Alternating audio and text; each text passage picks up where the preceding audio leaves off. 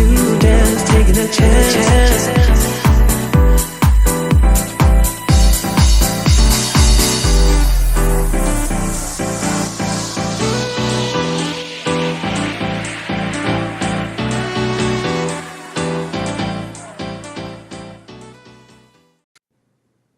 Hello, hello, hello. Welcome to Shirta Tea Tuesday special edition. I know you like it's Monday. What's she doing? I know. It's getting confusing. I understand. But today is a special edition, and I have two, not one, but two special guests with me today that are going to bring you some wonderful information. So I hope that you're ready. I hope that you're ready because this is something that you need. I'm just let's just bring them on in. I didn't even have to bring them in because the production team is already ready. But welcome, Nabila. Did I say that right? Yes, Nabila, you got it. Yes. All right, Nabila and Dean Charles Anthony. They are here with us to talk to us today about the importance of voting and what's happening tomorrow for the state of Oklahoma. Now, I will say, now Nabila is in Oklahoma, like myself, but Mr. Dean is from hot Atlanta. Do they still call it hot Atlanta now? Oh, Sometimes we do. Sometimes it's a little cold over there right now. To be honest with you, oh. it was colder there than when I got here. Wait, then when you got where? Say it again. Here, Then when you got here, oh, I love it. It's okay. Hey, I'm originally from Memphis, so sometimes that little southern drawl just comes on out, and I love it. So no, I'm not making fun of you. I'm just embracing it because I love it. But welcome to Oklahoma. You are here for how long, or how long are you gonna be here in Oklahoma? just a few days. Want to support the work that Nabila and the partners are doing on the ground. We got a lot of really important elections coming up right now. Okay, But okay. Well, I love that. And thank you, Nabila, because we've been in communication and she said, hey, he is in town. And I'm like, oh, special. We got special. I feel like a celebrity. So, I mean, I'm not a celebrity, but I feel like one. So don't cut down my dreams, okay? But tomorrow is a special day. It will be December 12th. And for the state of Oklahoma, we have this election thing that's going on. And I'm asking people if they're going out to vote. Are you going to vote tomorrow or are you acting like you really don't care? Cuz I mean, we have that issue with our community. That they feel like, well, if I don't vote, it don't matter if I vote or not, just leave it alone. How do you guys feel about the votes for the African American community? I would like to hear your segment on that. Yeah, so I already voted early on Thursday just to get that out of the way. So I've already done my voting. But just a reason why voting is so important, especially at these local elections. The local elections are the most important of why you should be voting. And Can you say that again for the people that didn't hear you? The which elections? The more important it is for you to get out and vote. And so just to put this in perspective, I would say in terms of racism, about 80% of it is on a municipal level, right? So you have things like housing, zoning, police oversight. So a lot of people don't know that city council has power over like overseeing the police. And here we are in Oklahoma City. We have one of the highest, murder by cop type of situations compared to every other state. But things like where if a mental health facility is going to be built, your schools, these are all very, very local elections. And that's what affects us, whether or not you have buses, sidewalks, those are all local election stuff. So that's your day-to-day bread and butter right there. And that's the stuff that affects you the most. So this upcoming vote tomorrow, if you live in Oklahoma City, is really important. If you don't mind me, are we good to segue into that? Yes. Yeah, Okay. yes, of course, yes, because tomorrow is an important day, and I think people need to understand the importance of making sure that they go out to vote, whether you agree or not. Y- You yes. need to. And so kind of what's happening tomorrow is the vote on a new arena. And so the reason why I'm passionate about this is every political fight is a fight of either a human rights fight or a resource fight. So tomorrow is we're fighting for how $1.3 billion should be spent. And so 1.3 billion with the B. with a I just B.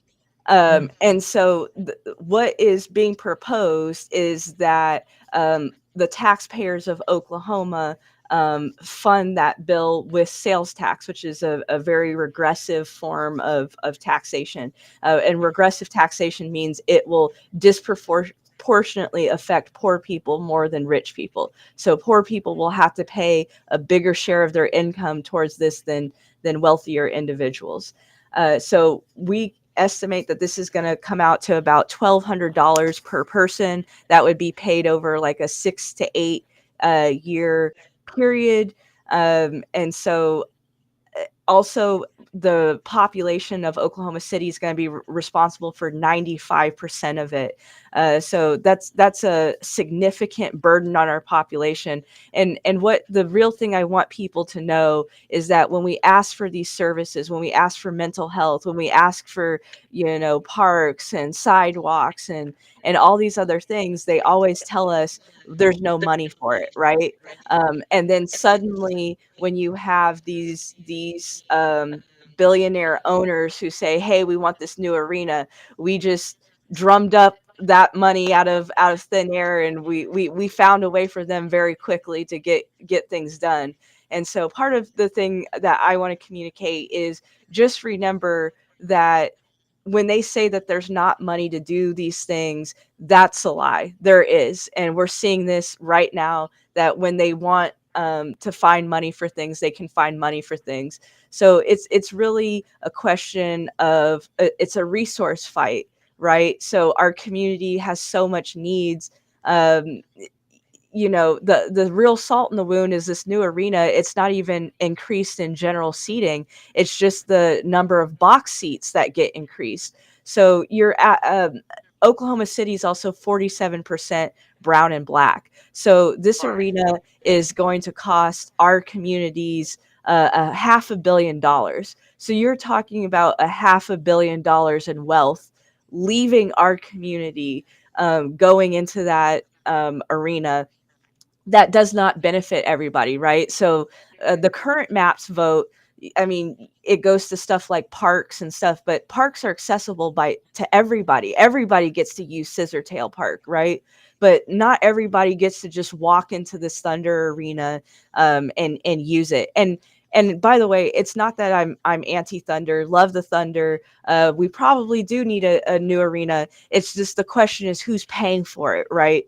The ownership collectively has a collective net worth of about 25 to 55 billion dollars. They're the second wealthiest ownership group in the NBA. So collectively they have more money than the state of Oklahoma itself does. And they're asking us, a population of only 700,000, to pay for $1.3 billion. So in other cities, when they have arenas, it's normal for ownership to pay a 50%, 40 to 50% of the cost.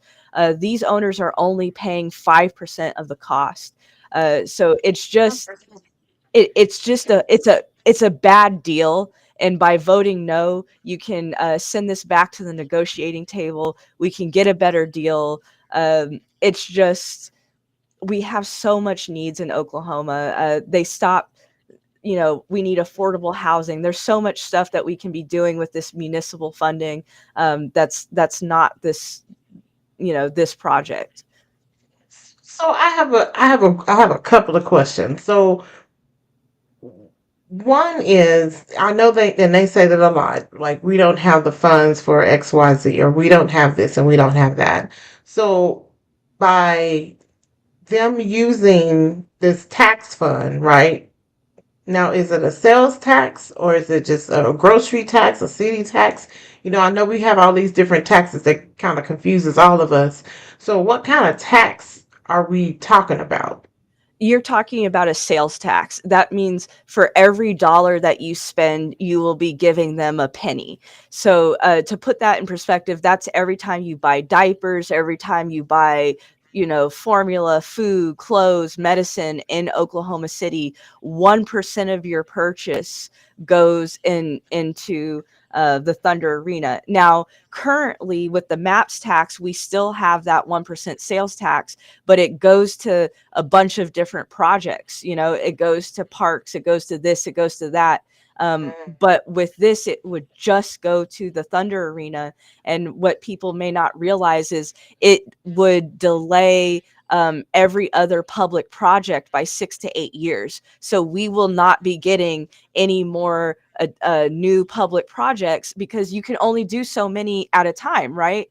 And budget wise, it sucks up the entire budget. So we will not be able to do any other public projects for 6 to 8 years. And so when you weigh the cost of it, uh, I'm not saying again that we don't need a new arena. I'm just saying who's paying for that, right? So Right. they're wealthy enough where they could pay for their own arena or at least be contributing more than what they're doing. Okay. That definitely does make sense. So, now when you mentioned that it's going to delay other city projects, I mean, we have, I don't know how many projects they have going on now, but we just opened the Oklahoma City Senior Wellness Center on Lincoln, and they're wrapping up the one on the south side. That's a wellness center, and I'm quite sure there's some other ones that they are in the works of doing. So how do we voice our concern about what's going on in the city? Because I think sometimes people feel that like we don't really know what's going on in the city until it's on channel the news, or until they say, hey, we have to vote for a special whatever. Then that's when we know. But how can we know something about what's going on in the city beforehand, and we can kind of be on top, like ahead of the game a little bit? So unfortunately with this vote, they didn't have any public input or discussion. So it even caught the city councilors off guard that when this was going to happen. The it has not polled well, and so they know that, and so there's an element of really kind of rushing this vote through, which is why they put it on December 12th. They're hoping that people are too busy shopping, it's the holidays, and just kind of they can just slide it through and nobody's going to be paying too much attention to this. But in terms of getting general information, I would say Councilwoman Nikki Nice, I mean, that's a very solid source of information, a great community advocate, really has, finger on the pulse of the needs of the people. But you're right, there is kind of lacking that infrastructure of communicating these municipal issues. And so I do hope that we can, start doing more. We're working on efforts for voter education for sure, and I think Dean can talk about that later on. But it is a very critical component because a lot of these things happen without any, knowledge or input or community, saying things. Right. Okay. And I think that makes a difference. Yes, shout out to Councilwoman Nikki Nice. I mean, that is such a powerful woman. I don't know if anybody else Hmm. don't follow Nikki or don't know who Nikki is, but she is phenomenal. And to be honest, she's about the most genuine Hmm. politician I ever met in my entire life. Especially when you treat people just like we're just people. You don't treat anyone any different. When you see them, you say hi. You don't try to avoid them or anything like that. I'm just speaking from my own experience with Miss Nikki. So every time I see her, we say, "Hey, friend." So I just want to say shout out to Nikki Nice for everything that she's doing for the city of Oklahoma City. It's phenomenal. So Dean, I want you to be able to chime in because I don't want you to be like these women just taking over. They don't ever let me say a word because I don't want you to think that. No, I never would think that. Never would think Okay. that. What are your thoughts about the voting for African Americans? Because I want to tie into Black Votes Matter, because Black Votes Matter Fund is an organization that is taken off. And so can you share some information of how that started and where it was created, if we can get some of that information, and what can we do? Yeah, so a couple things. So one, Black Voters Matter Fund, we're a national organization. We go everywhere Black people are to help build power, to help really help people build communities where their voices are heard, and to help govern ourselves. We're seeing an example of this with Oklahoma with this stadium coming, where people are just telling you this is what you're gonna get, right? And without even talking to the people, not even saying like, it's kind of, it's a bad deal when someone can just walk up to you and say, "Hey, I'm gonna give you this, but you need to pay all that," without Right. even talking with you. If I was getting a car and you had to pay 90% of the car and I paid 1%, but I'm driving it all the time, I think you would have some issues with me, right? Right. But we try to make sure that we're supporting building power in our communities. And so part of the reason why we're called Black Voters Matter and not Black Votes Matter is because too many times people come around and try to get our votes, but not actually caring about the person. And so that's why we call ourselves Black Voters Matter, because we're here for the people in the community, to work with local partners like Nabilah, to reach out to people and help them see something different about the community. And, even when we talk about voting in our community, right? Voting is a tool for our success, for our future, right? But we know it's Yeah. not the 100% be all. And once again, this is a opportunity that we're seeing with this stadium, of a situation where there's some there's some governing things that we need to take care of a little bit earlier, or we need to have some checks and balances a little bit earlier. That's how we're not Yes. getting to an election day to decide such a major deal without the community actually being consulted about how we should spend our dollars and how our community should be going. And like Nabilah said, like, it doesn't necessarily mean like there's no need for a stadium, but how you go about getting that stadium needs to be a relationship between the community and the OKC, everybody with the stadium. And so that's why we just want to make sure that like people's voices are being heard, and make sure that people are supported, and that everyone is encouraged to take action, right, around the issues Right. that matter to them. Because we can tell, you can tell everybody, oh, how important to get out to go vote, but it's also important for people to see that to see how the system can work for them, and also figure out like how the issues that matter to them can be protected and can be expanded on. Because it's not crazy, if you saw your grandmother or your mother or whoever, they spend years pushing some cart down the road without a sidewalk, right? It's easy to Right. see, there's a lot of potholes across America that make you feel like your community, the Right. government don't care about you at all. Like, they don't even care about my car, right? And so Mhm. when we organize, when we come together, we have the ability to change these things. We have the ability to really push the envelope and really just make the country better. Yes. So there was a statement that you made earlier, and I knew I was gonna forget it if I didn't cut you off because I didn't want to cut you off. But you were talking about the community. How have we lost the grips of the value in our community?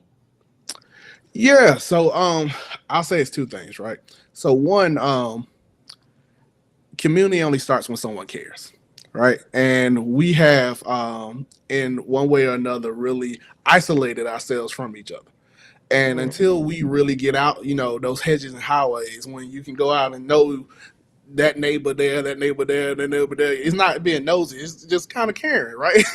Right. Until we get back into that place, um, as we work to get back to that place, that's what's going to take for us to get to get to that real care for our community, because we got to have ownership. You got to have ownership outside of your own house, ownership of like how, even from like how your yard look, even to what's going on in that other person's life, right? And so as we continue to organize this, work with partnerships with one another, we'll get back to that place and we'll be able to expand on that, because it's just at the heart of us. Our power is is the connection between each and us. Our community is our power. And so once we get out and really have those conversations, as we really build relationships with one another, we'll go back to that heart of that community, and also understand that it doesn't have to look like how it used to be, right? You know, part of Right. let's just be honest. Part of the reason why you went outside to talk to your neighbor, because that cell phone wasn't there at one point in time, right? uh, Yeah. that cord only went so far across the house, no matter how long they made it. Right. That's and, true. and so that's why, we have to always remember the heart of who we are, and people are meant to be connected to each other.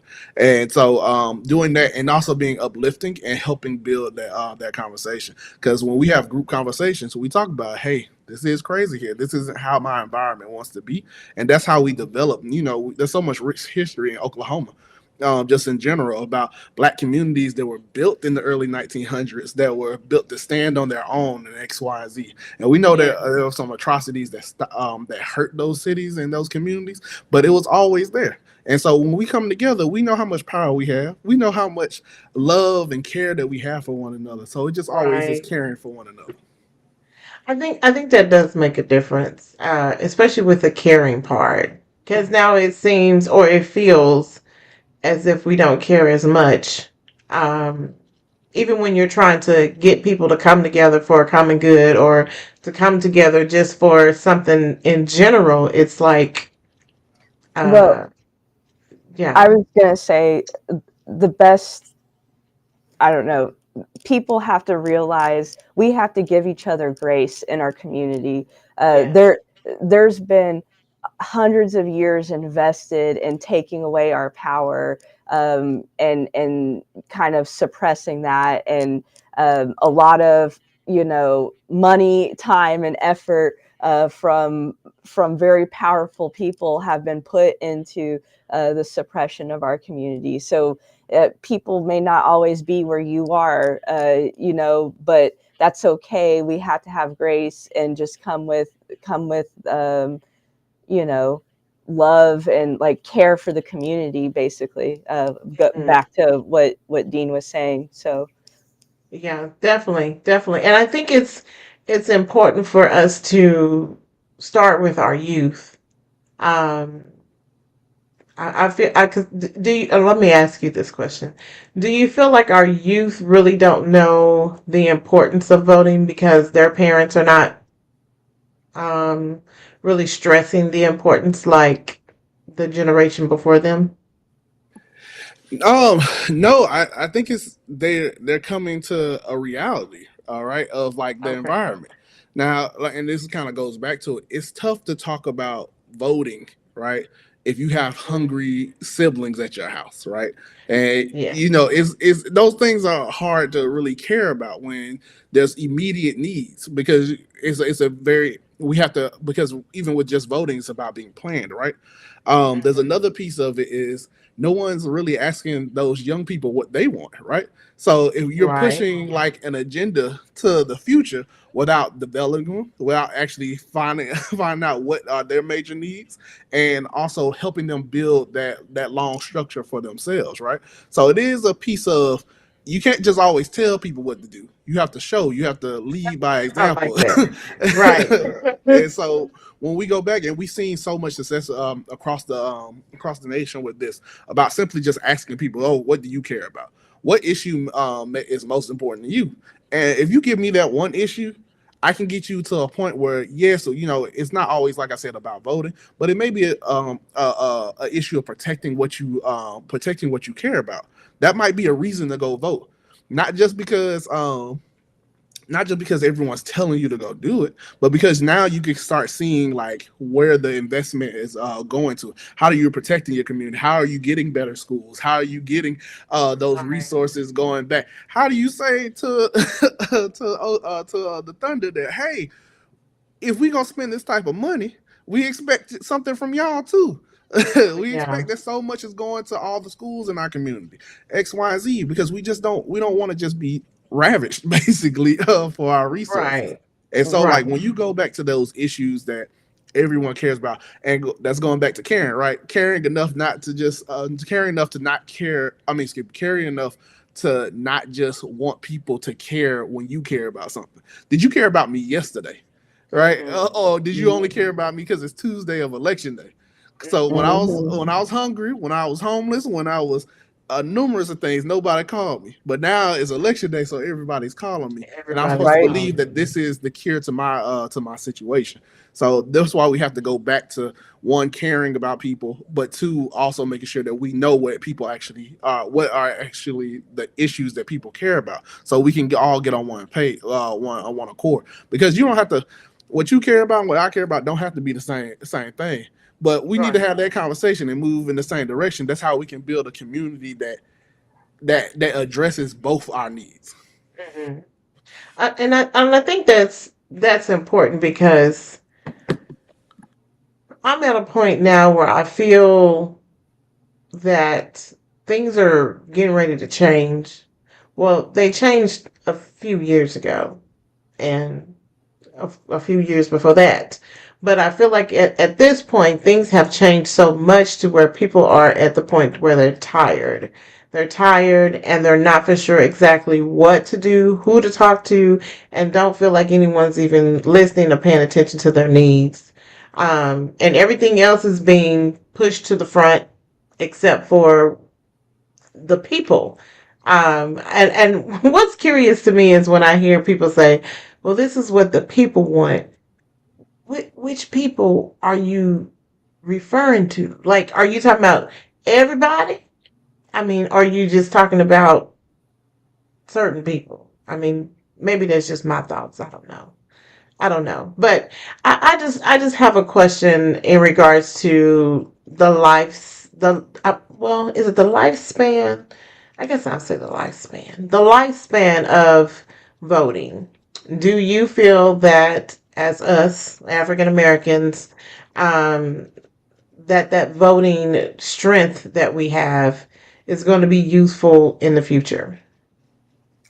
I think not only is it useful, it's critical to our survival. We're on a countdown, so um, pretty quickly here, especially, I don't want to speak this into existence, but if the presidential election doesn't go a certain way, I mean,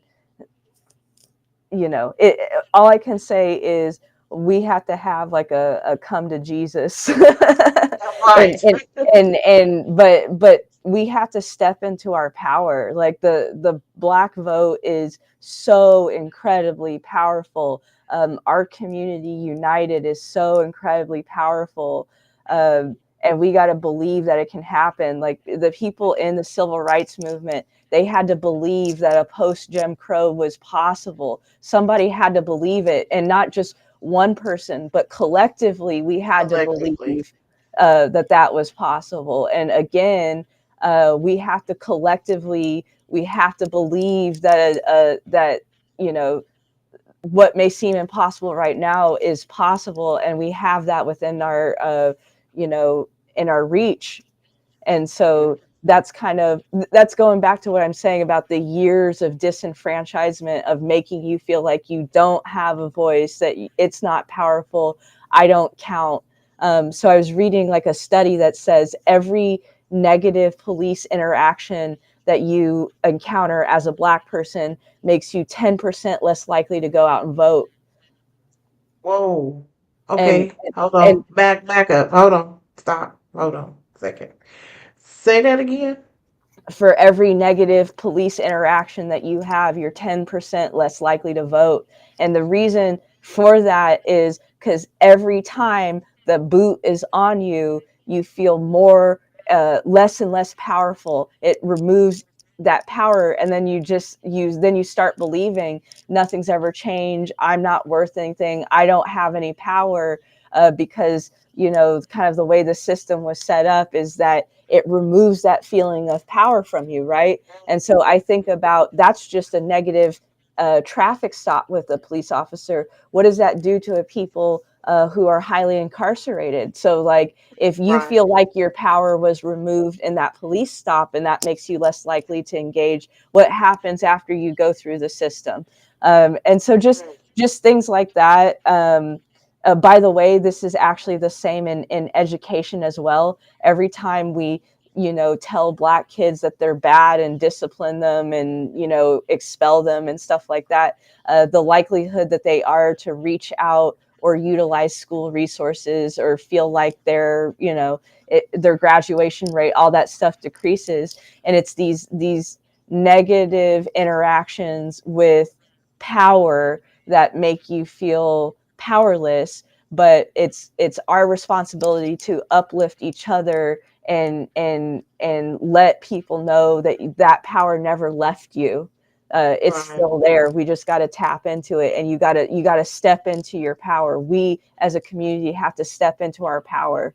uh, I mean, tremendous amounts of power that we have politically that we are not using. And I just want to say, I think the statement that I had you repeat twice, it speaks volumes if you just listen to what she said. Because if she's saying every interaction, just think of, and we're on a digital part, like Dean said, everybody has a phone, everybody records everything. You're on social media, you see things hitting social media before it's even national news, and you see things that are happening to people of color, interaction with the police or any type of law enforcement, and that's triggering up on itself. And so just thinking about what she mentioned, that speaks volumes, because if we're constantly seeing it and we're always on these devices and we see it there, and then we also hear it on the news, and then if someone is killed, then that's even more. I mean, do you see where this is? Mhm. I mean, to me, it's just I'm almost speechless where I'm starting to stutter. But um, I It's a just feel like that. snowball effect. Yeah. Yeah, it does. It does. And even thinking about the young children, because I remember a young, I think he may have been in the he may be 7 or 8 years old, that when he sees the police, he thinks that they're going to shoot him, because that's what he's seeing now. And that's not necessarily the truth, but then just thinking about how that's affecting his mindset as a youth. I mean, oh my gosh. I just feel like we as people, we need to do something. We need to do something where we can, for one, like Dean said, care. We have to start with the caring of, are we caring about our communities? Are we just trying to be um I'm about to say viral, but that's not the word. Famous, the little celebrity type thing. Are we just trying to make fast money and not really thinking about the community and everyone else that's involved here? What else is needed for us to support Black Voters Matter, and your efforts? What else is needed from us as a community? Or what can I do? So there's ways you can get involved. So definitely we need stuff like precinct officers.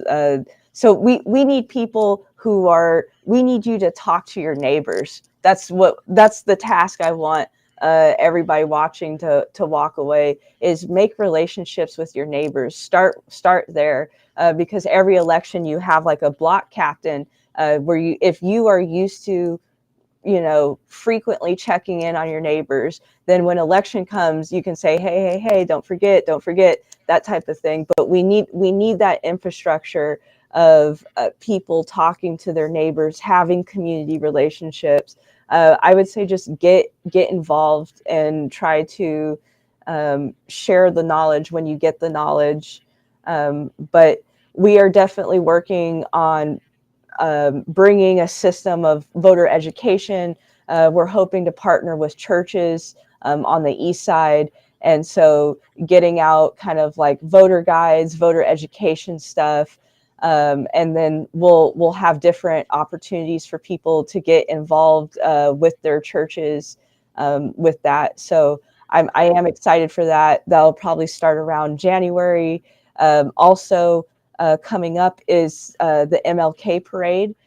So we will be doing a Black Voter Summit at the end of the MLK parade at the water stage at the Marriott Garden. And we're really hoping that people come out for that. Just, there'll be fun stuff, but just talk about as a community, have a community discussion about power building and what we can do. So just look for things to get involved. But I would say the biggest thing is talk to your neighbors, talk to, if young people, encourage them, mentor them. And like Dean was saying, we got to start caring about each other more and not be isolated. The isolation is the end of the community. No one person can stand by themselves. It's too much of a burden for any one person to take on. But when we have the collective, we can share that burden and be connected to each other. Right.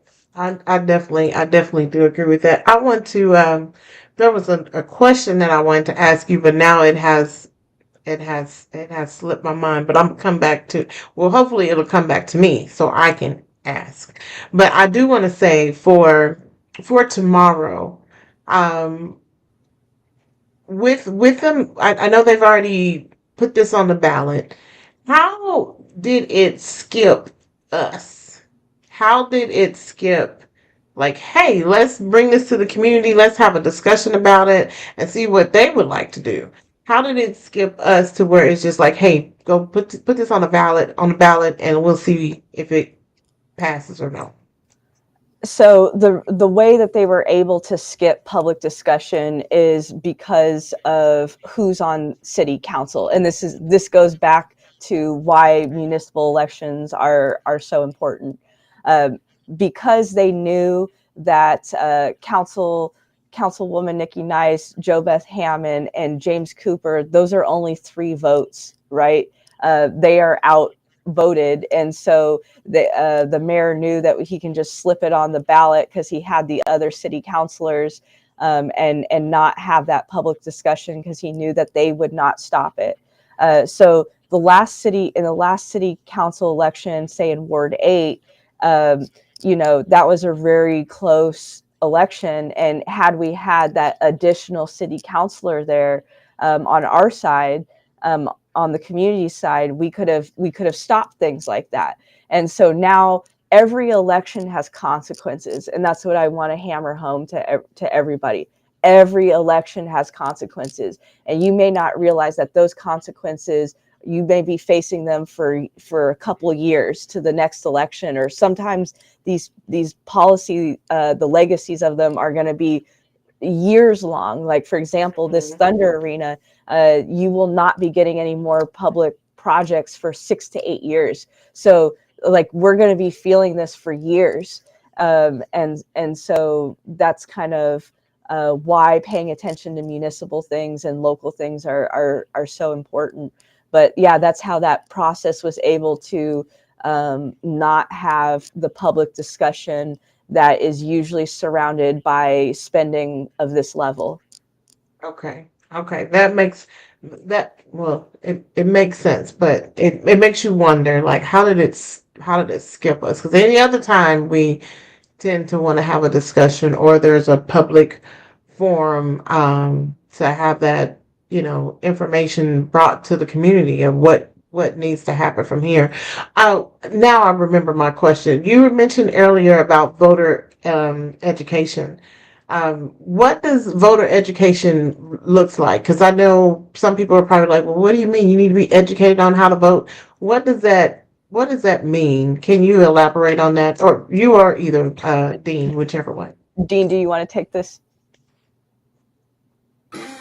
Yeah, absolutely. So voter education can look like a multitude of things, right? So one, it could be just as simple as how to go out and go vote.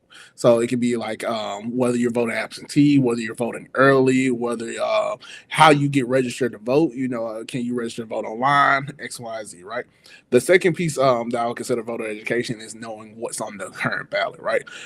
Far too often we get some very confusing language when we go to the polls Yes. that you looks like you need to get a law degree before you want to go there just to figure it out. And so, voter education is having an opportunity to really be explained, to be really understandable about like what you're going to go vote for and how it affects your day to day. I would also add, the same way we know to go to a school or a library, voter education is knowing where to go find those answers. So if there Okay. is a city council, whether there is an online source, so voter education is us. It's really just being able to truly understand and understand, but also be able to act on the knowledge that you're getting. Nabilah, do you have anything you want to add to that? No, so I wanted, my goal is to kind of make voter education more accessible, and put it where the people are. So have it at like your churches and the libraries and things like that. Just like to the point that you were saying of like, where do I even go to find what's going on in city council, right? So there are meetings on Tuesdays for city council, I believe once a month. But very few people have time to just sit there through city council, listen to all the issues and that type of thing. So we definitely need to work on having that system of communication. I would suggest following Councilwoman Nice, a great source of information and kind of staying up to date. But yes, we do need to work on having that so people know what they're going to vote for, and how things work and where's their polling location and all those types of questions. Okay. And I will say for that absentee, because many people well, I'll say for the state of Oklahoma, but many people make the mistake of, well, I'm an absentee voter, so I just wait for them to send it to me in the mail. Well, the rule is now that you have to apply for that every year. So if you didn't get anything in 2022, then you should have been like, hey, where's my information? Because you don't think about it once again until it's on the news or they're saying, hey, don't forget to vote, or polls are open, or all that stuff. But for absentee voters, I think it's really important to make sure that you check on that every year. If you're going to be absentee, make sure that they send you your oh, we probably lost them. Make sure they send you your information, your ballots, when you're supposed to have them, because you'll tend to forget about them if Right. no one sent them to you. And that's part of voter education as well, right? Like letting people know that, hey, you need to reapply for that every year at the beginning of the year, if you want that. So there's a lot of components to Hmm. the voter education, and that's kind of what we're trying to work on in Oklahoma, is because there's so much gaps and need for that. And so I'm very thankful for my partnership with Black Voters Matter, to be getting us the resources and the guidance to help do that. And so that's what we're starting January. We're going to hit the ground running. We're going to try to roll out these programs, try to reach people where they are. Our main focus is like with organizations like the Divine Nine, or like the Deltas, and all the different Mason groups, and but also mainly churches as well, because that's where a lot of our community is and focused on, and that's a really powerful you know unit of people. Yeah, definitely. I'll call them out for you. So, Oklahoma City National Panhandle Council, they are talking to you. Yes, so me being a proud member of Sigma Gamma Rho, I'm just saying I'm always supporting. I know my sorors will definitely support, but I can only speak for Vernelia and share the TLLC. But hey, Oklahoma City, MPAC, they need your support. So I'll send you some information so you can get in contact with them.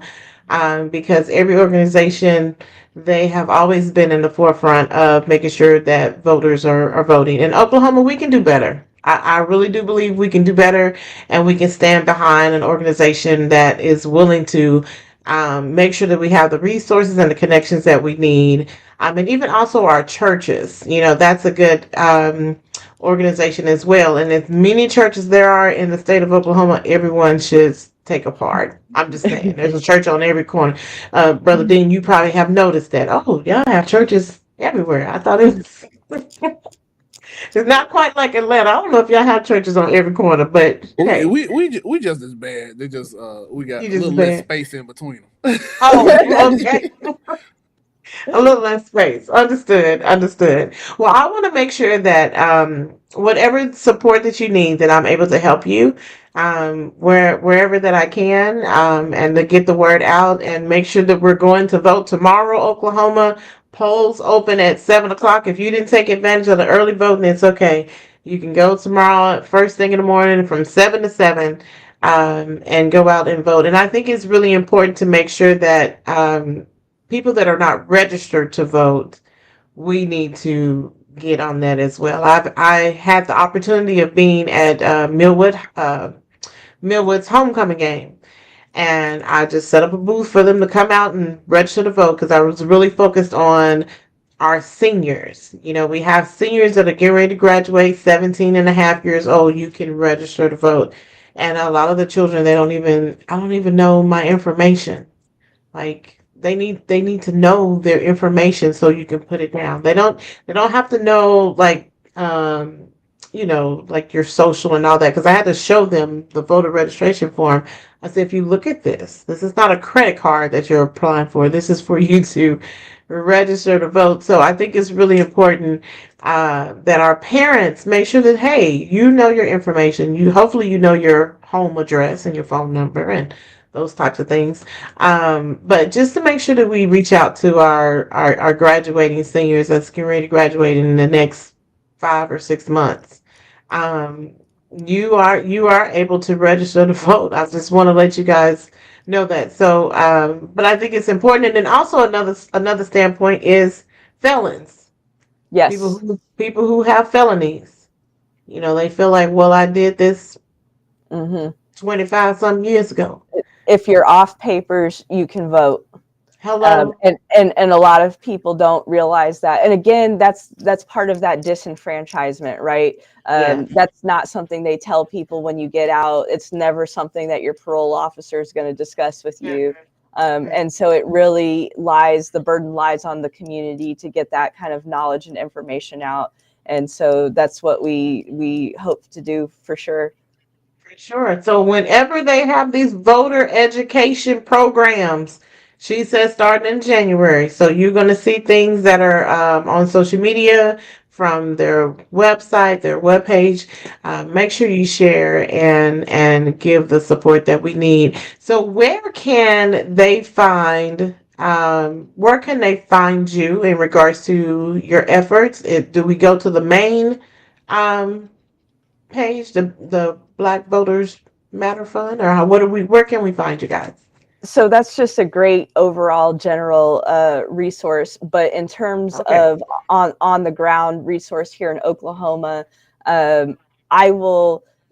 Hopefully, you won't have to find me. Hopefully, I'll find you. So we're going to be in the churches. I do hope to touch base with the different groups, and we'll kind of I guess organically go about our business. I'm not very good at social media, to be honest with you. That's my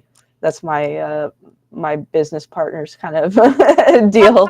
Uh, so I don't even own a Facebook, to be honest with you, but or any social media. But with that being said, we'll be putting stuff out, so it'll be shared around, and I will be happy to get that shared to you.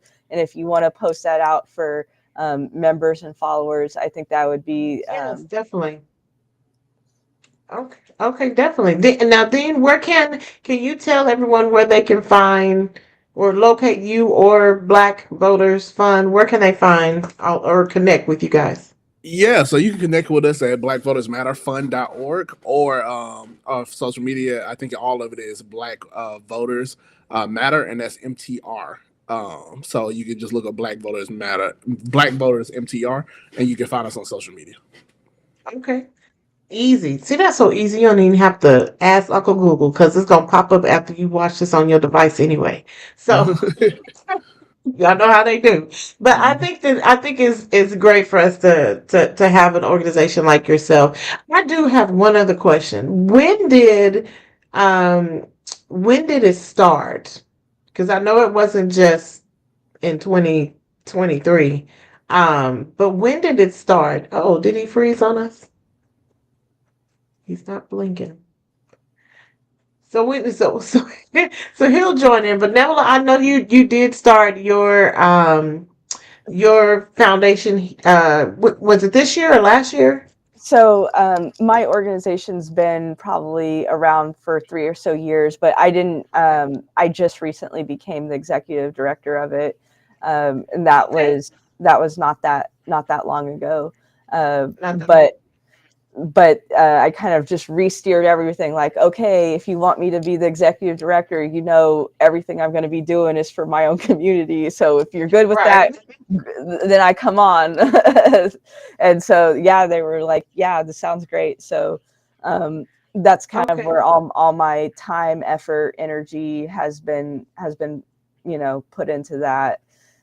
So I just hope that people, I want to build community power, um, like, because we're on a countdown. So we all Yeah. got to get together.